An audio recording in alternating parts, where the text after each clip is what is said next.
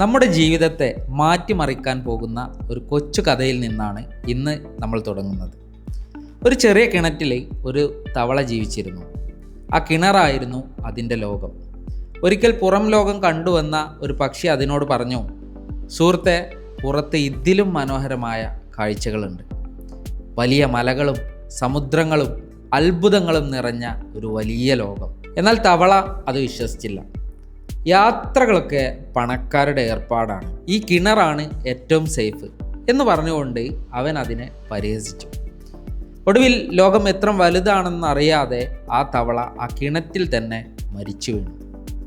നമ്മളിൽ പലരും ഇന്ന് ഈ തവളയെ പോലെയാണ്. കംഫർട്ട് സോൺ എന്ന കിണറ്റിൽ കിടന്ന് സമയമില്ലെന്നും പണമില്ലെന്നും പരാതി പറഞ്ഞുകൊണ്ട് നമ്മൾ ഒതുങ്ങിക്കൂടുന്നു. ലോകം കാണാനും പുതിയ കാര്യങ്ങൾ പഠിക്കാനുമുള്ള തടസ്സം നമ്മുടെ പോക്കറ്റിലെ പണമല്ല, മറിച്ച് നമ്മുടെ മനസ്സിലെ പേടിയാണ്. ആ ചങ്ങലകൾ പൊട്ടിച്ചെറിയുക.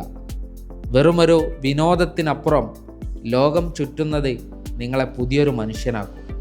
കിണറ്റിലെ തവളയാണോ അതോ ആകാശം തൊടുന്ന പക്ഷിയാണോ എന്ന് തീരുമാനിക്കേണ്ടത് നിങ്ങളാണ്. Break the cage and see the world.